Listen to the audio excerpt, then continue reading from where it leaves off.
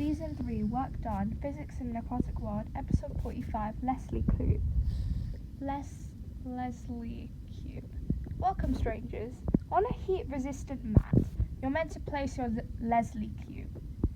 Then almost fill it by pouring boiling hot water from the electric kettle, obviously without the caterpillar cadaver remains on, and then put the lid back on as quickly as possible, so thermal energy doesn't just radiate off so soon. Leave it alone for about a minute so that all surfaces attached can heat up to the water's temperature. Then use that infrared radiation detector from last season to measure the IR, the infrared intensity, from each surface, making sure that the detector is the same distance away, using a ruler for each reading. Maybe, to make it more accurate, pull out your brilliant loci skills. My favourite bit of, I think it was Year 8 or Year 9 maths, was loci. It was so fun. I mean, I filled as much space on a single page in my maths book with constructions. I remember getting told off, but I was like, I'm just saving paper. But okay, I'll separate them. I mean, loci is just drawing paths. So it was a lot of circles and bisections, not dissections. I'm not John Hunter. I mean, I bet he had a caterpillar cadaver.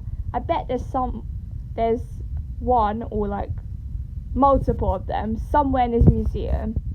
Perhaps I need to go visit.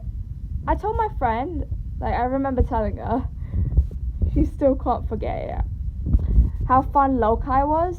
I think it was as stimulating and relaxing as colouring it in is for most people. White is a poor absorber and poor emitter. Black is a good absorber and good emitter.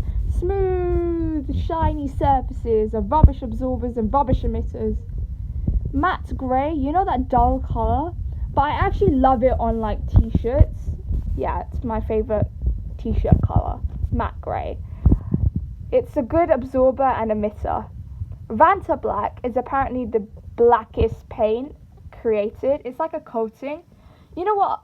I suggest that you look into it if you're interested. I mean, if you're listening to this podcast rather than just hearing it by diffusion or something. I mean, I would say osmosis because I like osmosis, but water particles move from an area of high concentration to an area of low concentration, which is osmosis. But diffusion is normal particles moving from an area of high concentration to, I mean, obviously it's a higher concentration to a lower concentration. You know, there's a difference because it's the superlative that is the part that's important, because obviously there isn't a definitive high, definitive low.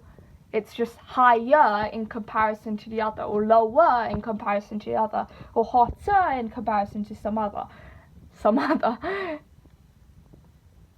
Yeah. So have a look. Okay, so I did the maths, and technically, if I do the full 14 season following GCSE physics, then that's 15 plus brackets 20 times 11, which is 235 episodes left to produce. If I do about a season a week, then I should be done in 12 divided by 4, which is 3, so 3 months at most, in a most ideal situation. November is starting tomorrow, so November, December, January. So by February, I should have finished in theory, but I'm gonna chill a bit, so I don't know how well that'd work. But hopefully by my GCSEs, I would have covered it, basically. I also have to kind of stay on top of school, but this is good. This sounds doable, right? I will try to stick with this.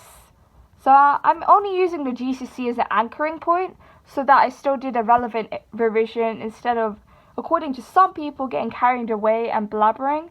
I am focused. I'm covering the content, but I'm also nurturing my need to make and sustain my own conceptual connections, because I take physics personally in a way.